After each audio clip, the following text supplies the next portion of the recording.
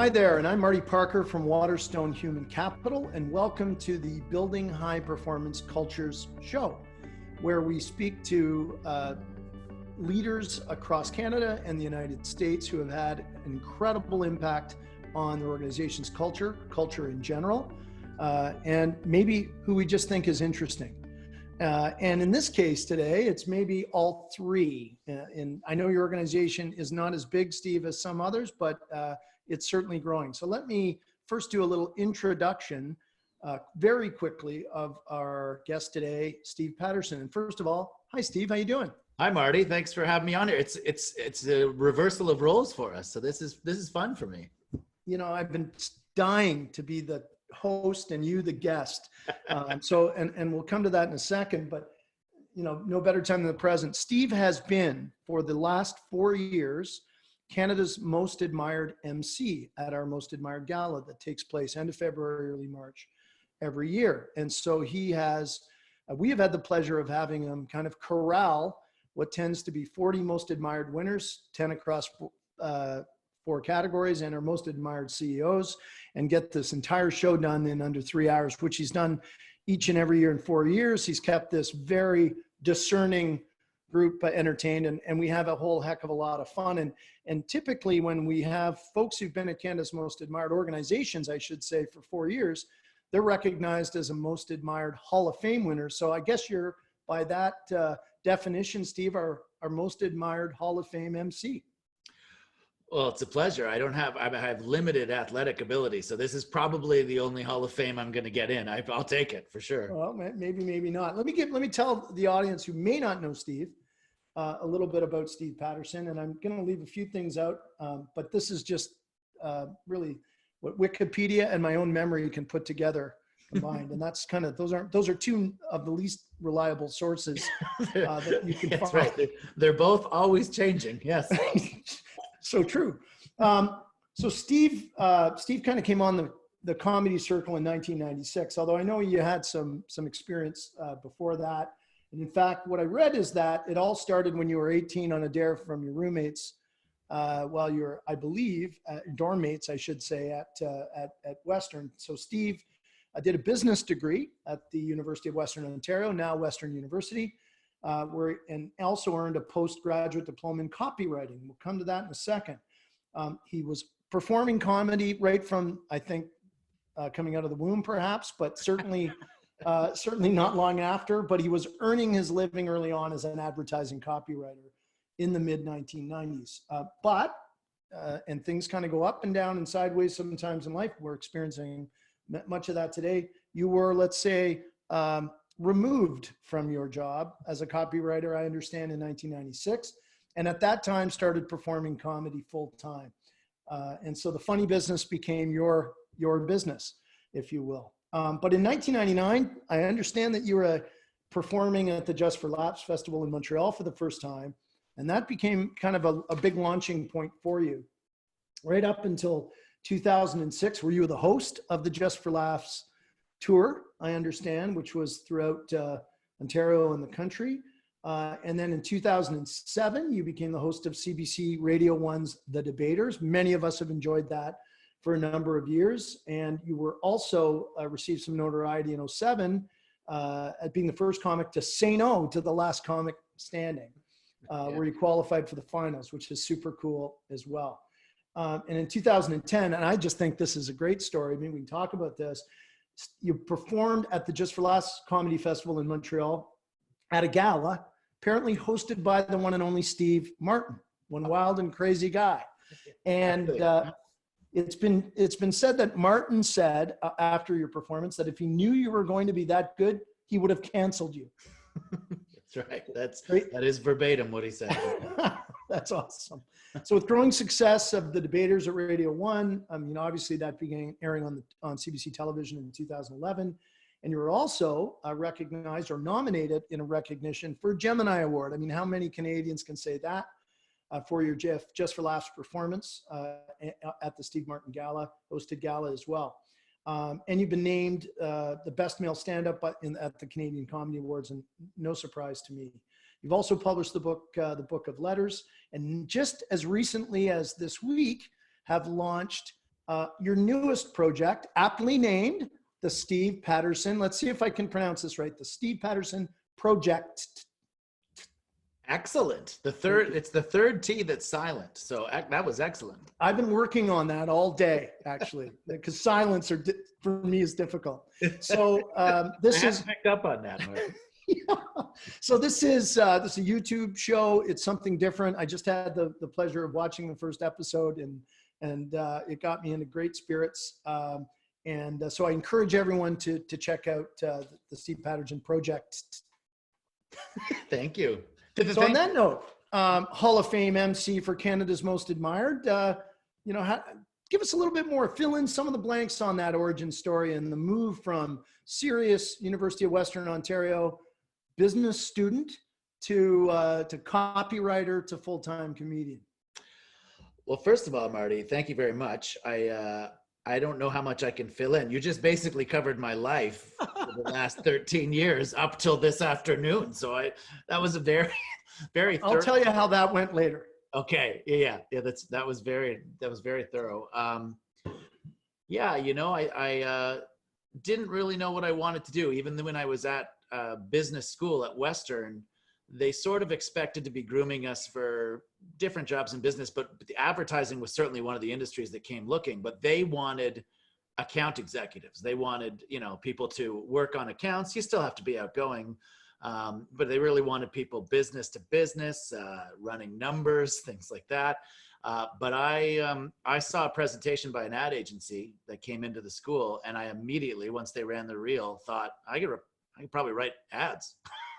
Which wasn't expected, nor was that what they were trying to do, recruit copywriters. But we had, it was always team-based learning at Western, at the Ivy School. So the one thing that I knew how to do really well was presentations. And I would, to the point where we did our first group presentation, the project that I had us working on, because I worked at the radio station, was an advertising project. And I had, we had a numbers guy on the team, and we had, different types of researchers. And I said, you guys tell me what you need me to say, and then I'm going to make it more entertaining, was my job.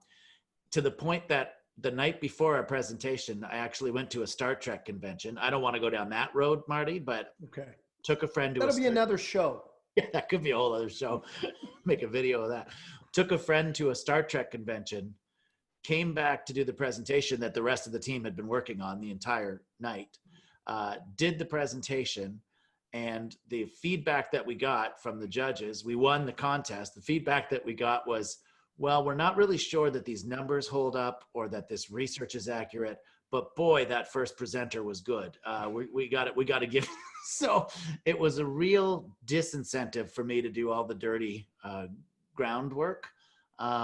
And to focus on what I'm good at. And that was sort of what gave me the confidence, once I felt like advertising wasn't really where I wanted to be, like I thought it was, gave me the confidence to go into comedy full time. And yes, it helped to be pushed out the door too. Well, I bet. And I'm sure once you were pushed out the door, did you have any second thoughts once you kind of started in the business of comedy full time? There's always second thought. Well, I shouldn't say there's always. For me, it's like interning. The first years of comedy, particularly in Canada, but I think anywhere, it's like when you're an intern, an unpaid intern at a law firm, or you're a doctor resident, except there is no light at the end of the tunnel that you're going to make a lot of money at the end of the process. So you're making nothing, going to do shows wherever you can just to get stage time, because there's no shortcut to becoming a better performer than performing. I can write all the jokes I want and perform them to my wall, which might be the new world, but without performing in front of a live audience on a stage, you can't get better. You have to do it thousands of times before you really even know what you're doing. So that's what I spent years and years doing. That was my articling or being a resident. Mm-hmm. So, you've had some experience now, certainly with Canada's Most Admired, and seeing these incredible year in and year out organizations that, use their cultures, how they do things to drive performance, and in many ways make a big difference in their organizations and the quality of their team members' lives, and arguably for their shareholders and stakeholders and clients and customers as well. But what are kind of what stands out for you, having been kind of at the center of it as an MC? You see kind of the production, you're in the middle of it, but I know you've been around it now long enough to know that there's far more to it. So what really stands out to you about that? Well, I love that event. I love it for a couple of reasons. First of all, I love that we've built up with trust now over a few years, but really coming into that in a room like that, where there's so many different people from so many different backgrounds and cultures and organizations. First of all, to even have a comedian come in to be the MC is pretty gutsy, because it's your event, it's your baby, it's your name on everything.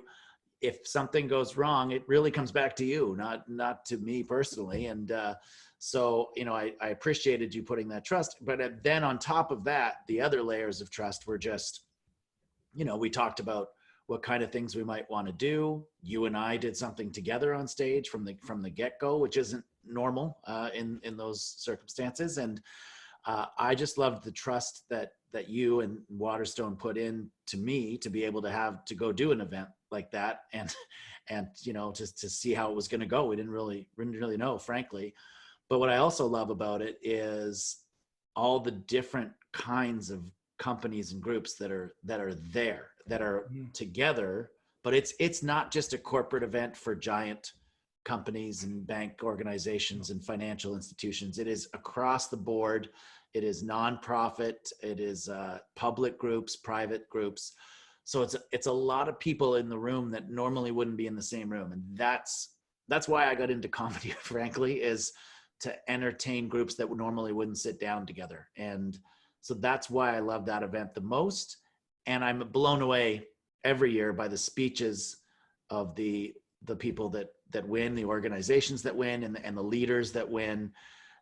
You can see the common thread is that every leader has so many people to thank and really doesn't take a lot of credit ever. The ones that I've seen win are very much, I'm winning because of the people that surround me. And it's a great lesson. Even for me, the only person that surrounds me are my wife and 2 daughters, but it's a very small organization. And if you're building a corporate structure, I would go against having just your wife as the owner. That's a different conversation. But one of the few things I'm not going to comment on. Yeah. There's a lot more at stake when you disagree with a business decision when you live with the person. Yeah. You're checking your food at dinner. Put it that way. But it really made me realize the common thread that I find among everyone, and there's so many different stories, but the best leaders give all the credit to the people that surround them, taking none of the credit for being the people that brought those people together and forming that team. That's a refreshing change. That's leadership to me, giving credit to others. Yeah, humility is a huge part of it, I think, and certainly we see it. We see it through. I mean, Jim Collins wrote about it in Good to Great, and based on a lot of research, we see this evolving now in leadership towards that style of being humble and giving credit, moving on to create an environment where people can feel safe. Not just the safety that we may be dealing with the pandemic we're dealing with today. That's one thing, but psychologically safe, that they can say and do and take risks and fail, because without failure we have no experience, and without experience we can't have success. So it's amazing how there is that theme, and it's neat that you've picked up on it, because you've seen it now we've been doing this for 16 years, but it keeps growing, but it has really changed. This has changed. And Canada's Most Admired CEO, where we see those speeches, those 4 speeches, we can't have 40 organizations speak, right. But those are. You could, but I don't think I could get it under 3 hours. No, maybe 3.5.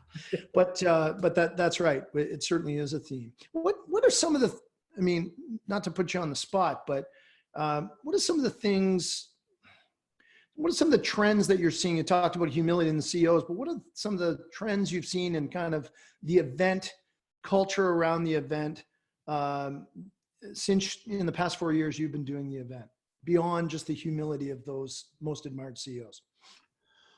Well, look, as a comedian who is brought in to as an outsider to kind of keep things moving. If you have a lot of the same type of speakers, it can get a little monotonous at hour 3 or day 3. So I know what my job is going into. You know, we've been together at multi-day events, and you got to keep it fresh and start the day off. But as a performer, there's too many. I won't say there's too many. You know, I guess the thought is that performers don't grow up hoping to play a giant conference. They grow up hoping to play a giant arena and say whatever they want as a comedian. But I've always enjoyed the challenge of playing within the parameters of the room and learning where the line is and walking it. And if you toe your foot across it, bringing it back and saving it. That to me is sort of what you're talking about, right? Is you can't be afraid to fail, but you also have to do your research going in. You have to know who you're talking to. And I really enjoy events like that because it allows me to keep fresh. That's what I like to do for writing. And at events like the Canada's Most Admired, you guys are great about giving me a who's in the room, what groups are in the room, these people won, this is their story. It allows me to write material, to have fun with them without making them the brunt of jokes. It allows me to celebrate them. And I think that's the culture that's changed, that served me well, frankly, is, you know, I get a lot of groups that are like, we brought in, and they could be pretty high profile comedians too, but we brought this person in and they were completely inappropriate. They didn't take the time to learn about us, and we'll never have them again. We thought we'd never have comedy again, but then you came and renewed our faith. And I'm sort of there to keep myself working, keep food on the table for sure, but also to keep my industry in those circles. Like if I blow it, they might not ever have comedy again. And then that's the way that I feel responsible, is for the performers coming after me, you know? So I'm always thinking that you got to do a good job. You have to be funny. There's got to be some teeth in what you're doing, or it's not going to be fun. But you got to learn where the line is, learn how to walk it, and learn how to save yourself when something goes wrong. That's the best thing about live events, is it's not going to go according to plan. Not everything's going to hit. Now, how do you respond to it? You know? You were talking about how you see your role in a live event, in a business event, and why it's important, I would say, for the industry, for comedy. Tell us a little bit, for those of us, most of us wouldn't know much about the business of comedy, and maybe your views on it, the state of it in Canada. Kind of give us your thoughts. Well, it's a real struggle in Canada for sure. I happen to have one of the very, very few comedy gigs in the country that allows me to speak to people twice a week as hosting the debaters. It is a comedy show. I mean, there's comedians that have gigs, but they're not really comedy gigs. You know, they're doing some sort of acting show, I'm not diminishing that. I just don't do it. But I have an actual comedy gig where I can say pretty close to whatever I want, whatever I think is funny. And I've got comedians on, and I'm just trying to corral them, and they're all my friends. So I'm very, very fortunate to have that gig in Canada. There's no other gig like that. And there are so few bona fide comedy gigs that can be considered a full-time day job in Canada.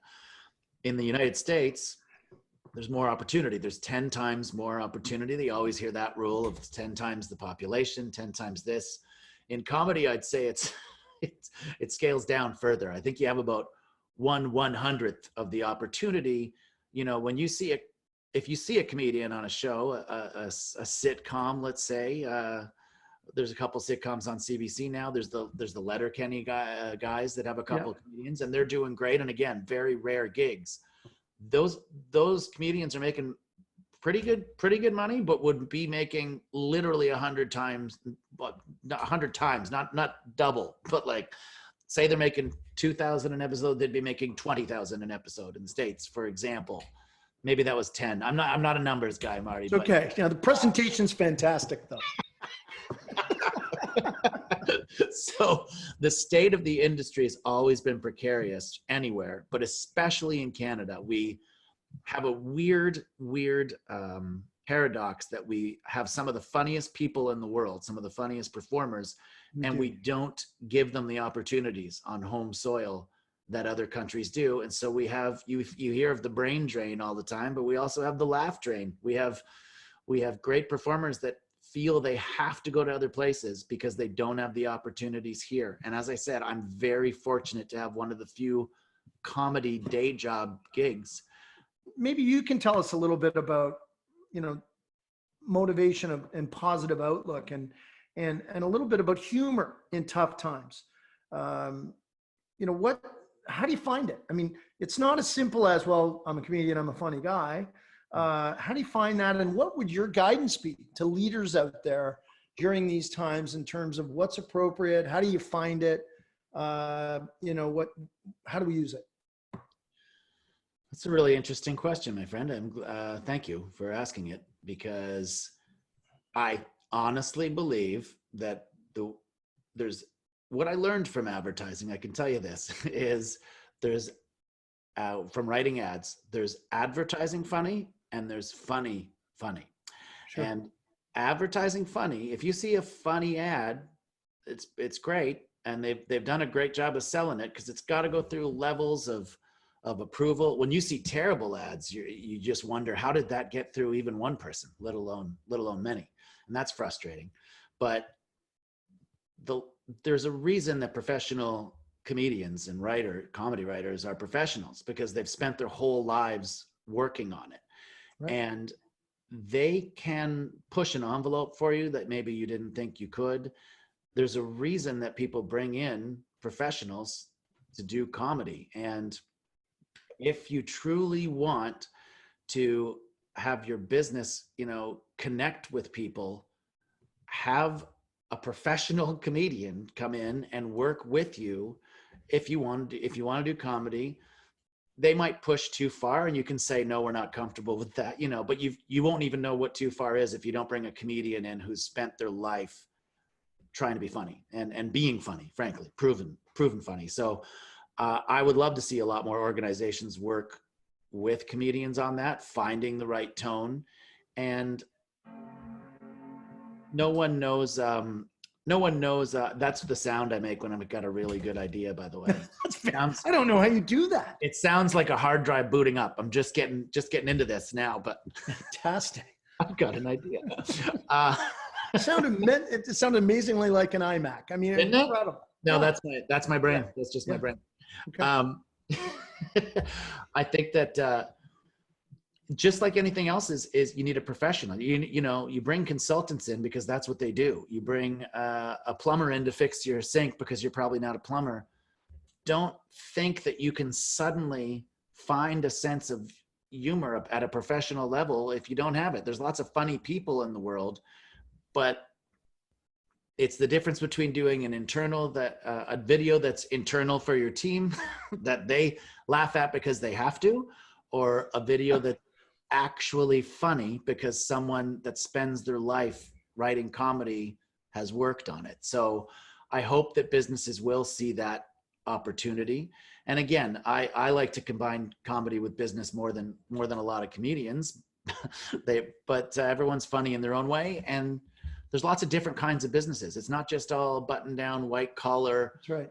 Big Fortune 500 businesses anymore. So find the comedy personality that matches you and work with them. See what you can do. So listen, before we wrap up, I'll ask you this question. What's the biggest lesson you've learned in working with the business community over the last number of years? Maybe it's come through CMA, maybe it's come through all of the events. I know you've done multi-day events with leadership organizations like YPO that I've been a part of. But when there's lots we can learn from you. But what's the biggest thing that you've learned from all of this interface with the business community that's possibly helped you? I don't know. The biggest thing I've learned, it's honestly, optimism's always better than pessimism, and pessimism disguised as realism is still pessimism.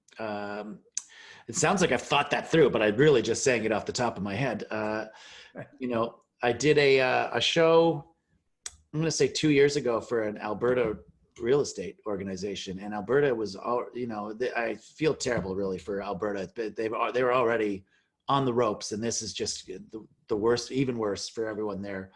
But in the real estate, you're not buying a home in a terrible economic situation. So but to their credit, they brought me in because they wanted some levity, and it was a group of bankers, and it was a group of people from, politicians. And, I did whatever I did for my opening message. And then a banker came up and basically said, well, everything Steve said doesn't really apply because it's not, he's a numbers person. And I came up after, and again, it's not my job to make fun of people, but he really went against what they had brought him there for. And I said, you've got your numbers, and I get it. And, it's good to be realistic, but if there's nowhere to go but up, why wouldn't you be optimistic? Because not being optimistic is not going to get you out of it. It's just going to be more of a negative spiral. Maybe there is more of a bottom and you're not at it. So the optimism is important. And that's true of all the organizations that they wouldn't even apply for an award if they didn't think that they deserved it, and they weren't proud of what they're doing, and they wanted to get their message out. So optimism, always optimism, because the alternative is terrible. It is, but I can tell you that this discussion comes at no better time, because I do think we need optimism. And frankly, to do our little part, you've added so much to the Canada's Most Admired Community, and I love the fact that you've got the industry, you've got the back of your own industry. But I think you've had an enormous impact on that through the work that you've done with us, and you've certainly enhanced what I would say to be our program, and clearly, and I meant obviously I was kidding in terms of Hall of Fame MC, but what's true is you're an incredibly high performance comedian and a high performance MC and a high performance person in everything that you do, and that makes you a wonderful guest for this show. So we thank you very much. Thank you so much, Marty, for having me. I really appreciate it. And that was a really nice way to say you won't be coming back for a 5th year. So I'll give you some names for people who I think you should have. I've had a great run, and this is a really nice way to end it. So that's great. Thank you.